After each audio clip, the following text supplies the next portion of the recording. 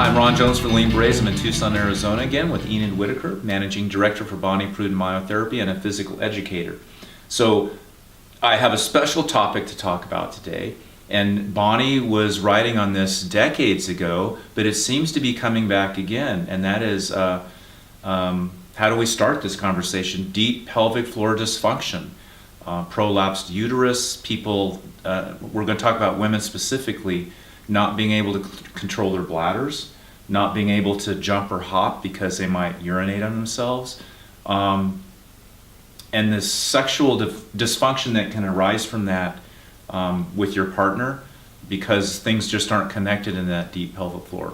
So rather, it's somewhat humorous, but it's a pretty sincere topic. How did Bonnie look at that? Because I know she addressed it a long time ago, and she had some humor in how she talked about it as well. Well, the pelvis is like a basket. It holds everything. Right. And the reason that women have more dysfunction is probably because they have the babies. So it weakens the pelvic floor. But we're not leaving men out of this conversation. Okay. Because what happened when aerobics came in and running on the road was men started to have problems too. And that's because the leg muscles are connected to the pelvic floor. Right, right. So if you address the, especially the adductor muscles, taking the trigger points out of them so they don't pull on the pelvic floor, you have very good function. So that, I can remember Bonnie giving this whole litany of things that would happen if you ran on the road. Oh, really? And this guy raised his hand and he says, "Oh, I'm glad I only ran around the block once." But in nursing homes and so forth, it's the women who have the problem. But if this were connected to the function of the muscles that connect to the floor, it could be helped a lot. Now, I work with a physical therapist who only does pelvic floors. She came to one of our workshops. So now we have this relationship going on, and she does a pelvic floor, and I do the rest of the body, and then the person is very happy. And actually, she's invited me to do a workshop for her.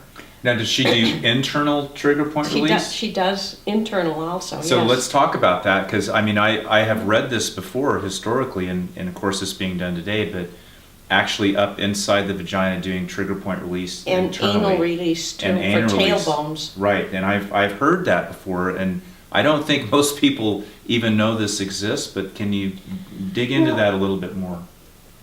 Is that the word you want to use? Maybe not. Let's just talk about it a little bit more then. Okay, I'll tell you a story. Okay.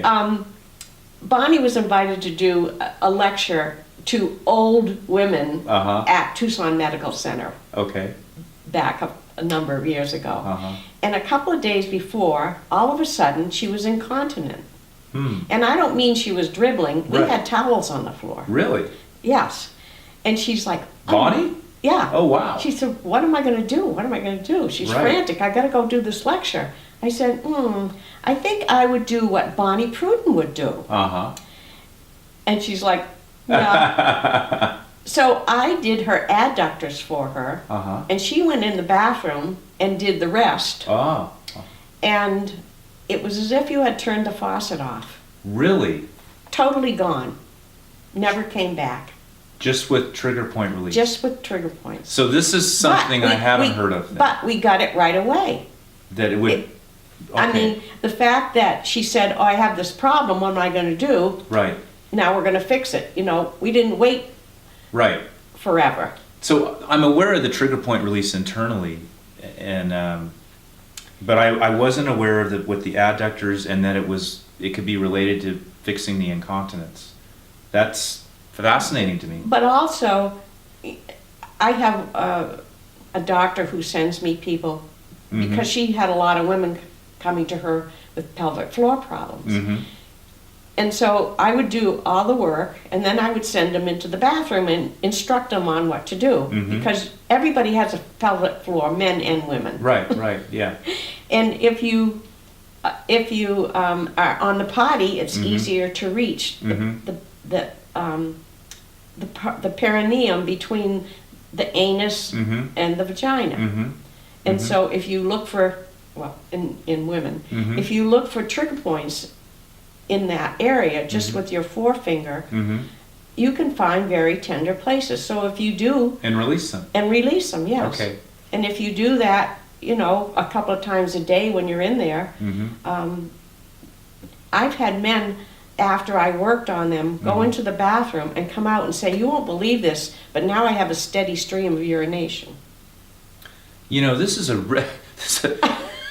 one of the more interesting topics we've ever done together, but isn't it fascinating that we have a society today that has a real problem with deep pelvic floor dysfunction, adult diapers, urinating when they're not supposed to be urinating. So, I mean, I think this is an area, hopefully it inspires some people to reach out and get some help, because there's a lot out there besides just donning the diaper that can be done on the prevention side. So thanks for that. And the thing is that donning a diaper doesn't do anything for your ego.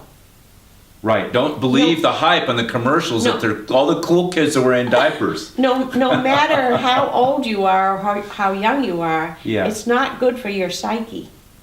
Yeah. So on that note, thank you.